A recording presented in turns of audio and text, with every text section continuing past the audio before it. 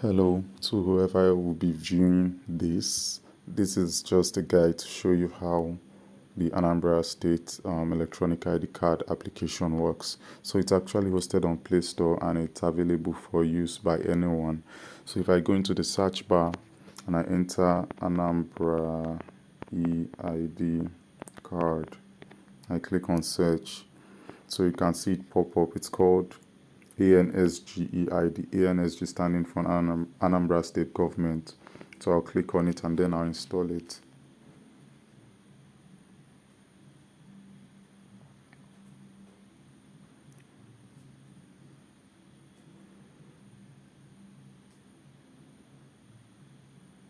So it's installed and then I click on open. So it loads up. Yes, next. So there are two options: create account or use as guest.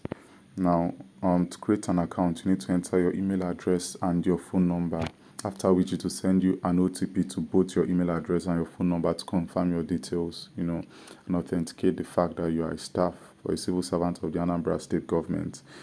Now, I am not a staff, definitely, I'm still a student, but I worked on this platform, so I do not have the details, because what the application does is to query the state's existing database of all civil servants, right? And then see if what you've entered has matched, details available there, and then it sign you in. But because I'm a staff and I can't create an ID card, right? I mean, I'm not a civil servant, so I cannot create an ID card. I do not have details on the database, so that is only available for staffs to do. So, but what I can do instead, when I say staff, I mean civil servants also. What I can do instead is to click the use as guest option below here. So, a brief overview of what the application does before I explore these options, right? So the main function of this application is to create an ID card for staff, right? It's in the form of a QR code. Like, the QR code is the main selling point in quote of this platform. And why it is because, there's the difficulty or bureaucratic procedure of having to request for an ID card from maybe your MD and all of that. And whenever your details change, maybe you get promoted or you get retired or something, you have to go and request a new ID card, with that updated detail.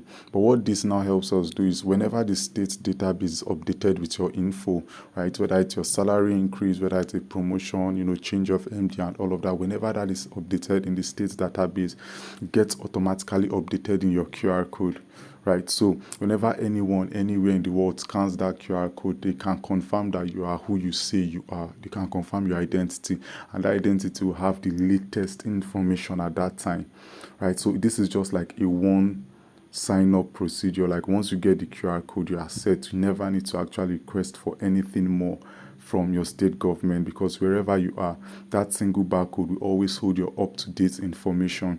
So as far as you have that QR code, now with this platform, once you create that ID card, you can print out your QR code and you can put it anywhere. You can paste it on your car, you can paste it, you can put it on a card, you can put it on any platform. Just be having that, people are able to confirm your identity.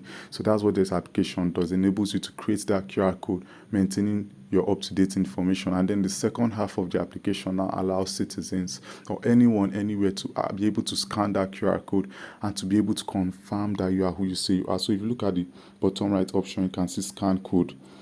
So if I click on it,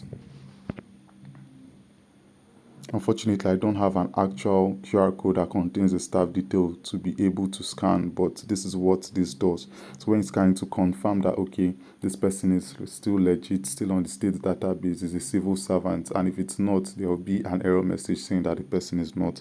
So let me cancel this.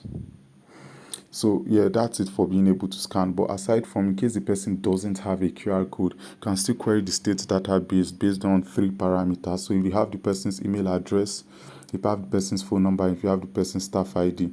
For email address, you can enter the email address here and then click search database. So this will query the state database to find out if that email address actually belongs to a staff, and if it does, it fetches that staff's basic details, right, like name, the email address of the staff, maybe the MDA they work in, where they are working, I think those are the most basic details, just to authenticate that that person is an actual civil servant. Or you can use phone number to do the same thing, or you can use a staff ID, a set of characters that are specific or unique to each staff.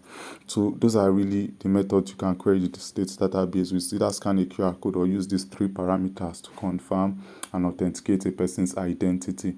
So I want to emphasize that what really makes this application useful, especially, is it's being able to generate a QR code that contains your latest information. So you can do this from the convenience of anywhere. You don't need to go through the stress of applying manually to your agency and waiting for time to elapse before you get your ID card. With this application, it automatically generates your profile, and you can even print it straight out of the application onto an actual card wherever you are going. So if you ever misplace your card but you have your QR code, anyone anywhere can still confirm your identity.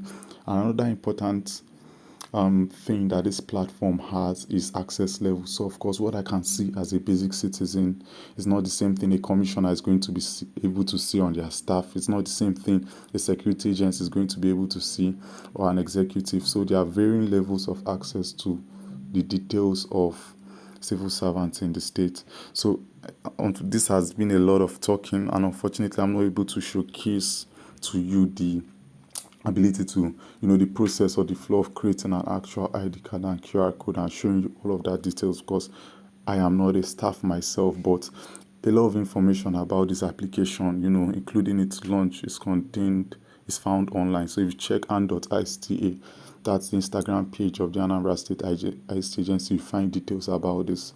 And when it was launched, it was posted by a lot of news sites. So a lot of information is available about the platform online, on social media, Instagram, Twitter, and the likes, and even on LinkedIn.